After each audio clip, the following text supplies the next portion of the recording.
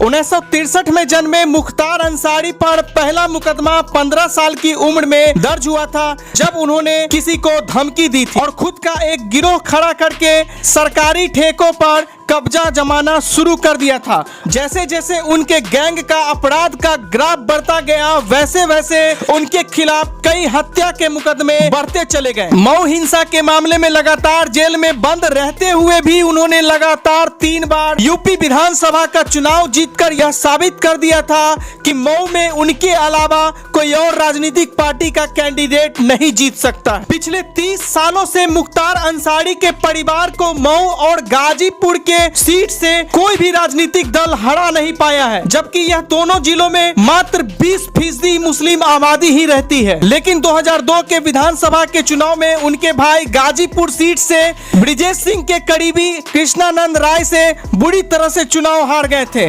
जिसकी टीस उनके दिलों में बैठ गई थी। यही वजह है कि वर्ष 2005 में बीजेपी के एमएलए कृष्णानंद राय की सरेराह AK-47 से हत्या कर दी गई थी और उनके साथ करीब और 6 लोगों को हत्या का शिकार बनाया गया था। मीडिया रिपोर्ट्स के मुताबिक मुख्तार अंसारी पर यूपी के अलावा पंजाब, नई दिल्ली और कुछ राज्यों में भी 60 से अधिक मामले पेंडिंग थे। पूर्वांचल के सबसे बड़े माफिया माने जाने वाले मुख्तार अंसारी ने अपनी खूंखार गैंग्स के दम पर लगभग 2000 करोड़ की संपत्ति को अर्जित किया था। यूपी के नोएडा, कानपुर, लखनऊ, आजमगढ़, मऊ, गाजीपुर और वाराणसी में उनकी अरबों की संपत्ति बताई जाती है। मुख्तार अंसारी और उसके गैंग का प्रभाव गाजीपुर, मऊ, बलिया, कानपुर, लखनऊ, प्रयागराज समेत समूचे पूर्वी उत्तर प्रदेश पर था। मुख्तार अंसारी की इजाजत के बगैर पूर्वी उत्तर प्रदेश में एक भी ठेका किसी को नहीं दिया जाता था और जो सरकारी ठेका पास भी होता था उसका टेंडर मुख्तार अंसारी के सहयोगी ही हासिल करते थे। मुख्तार अंसारी के गैंग ने समूचे उत्तर प्रदेश में खौफ का एक ऐसा मंजर तैयार किया था जिसके आगे बड़े बड़े नेता भी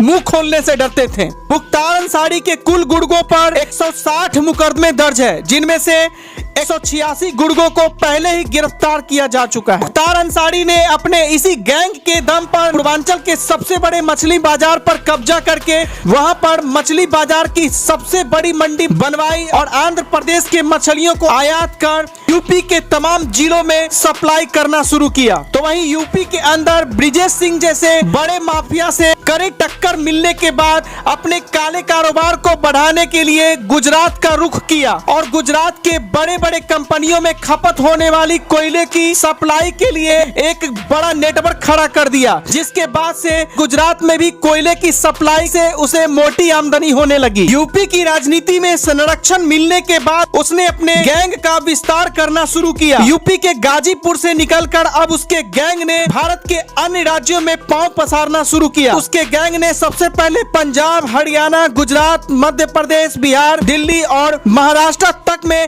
अपने पैर जमा लिए। अपने गैंग का विस्तार करने के लिए मुख्तार अंसारी ने पंजाब, हरियाणा और राजस्थान में आतंक का पर्याय माने जाने वाले जसविंदर सिंह रॉकी से हाथ मिलाया और उससे गहरी दोस्ती कर इन राज्यों में अपने गैंग को एक मजबूत आधार प्रदान कर दी। महाराष्ट्र के तेल के काले कारोबार में उसने अपने सहयोगी मुन्ना बजरंगी के जरिए गहरी पैठ बनाई। तो वहीं एजाज लकड़ावाला और फरजू रहमान के जरिए गुजरात के पावर प्लांट में खपने वाले कोयले की सप्लाई गुजरात तक करनी शुरू कर दी। मीडिया रिपोर्ट्स के मुताबिक अपने खौफ के सहारे उसने पूरे पूर्वांचल में खनन, ठेकेदारी, स्क्रैप, शराब, कोयला कारोबार, रेलवे का ठेका और मछली का अवैध कारोबार करके इतनी अकूत संपत्ति बना ली जिसका अंदाजा ना तो आप लगा सकते हैं और ना ही हम लगा सकते हैं। इन सब कारोबार से मुख्तार अंसारी को सालाना लगभग 250 करोड़ रुपए का इनकम होने लगा। मुख्तार अंसारी ने अपने इन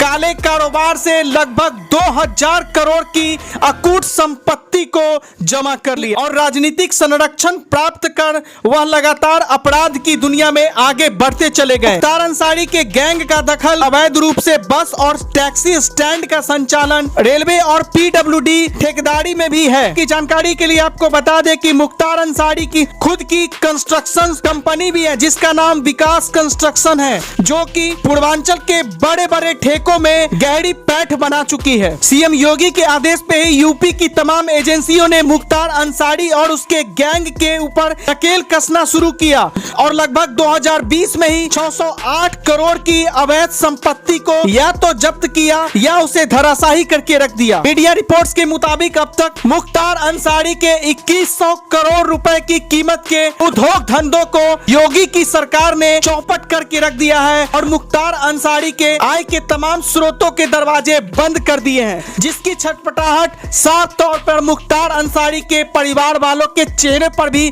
देखने को मिल जाती है। जैसे जैसे मुख्तार अंसारी गैंग के सदस्य यूपी पुलिस के हत्थे चढ़ते चले जा रहे हैं, वैसे वैसे मुख्तार अंसारी के काले और अवैध संपत्तियों का लगातार खुलासा होता चला जा रहा है और अब मुख्तार अंसारी के मिट्टी में मिल जाने के बाद ऐसा लगता है कि अंसारी गैंग का खात्मा बहुत ही जल्द हो जाएगा।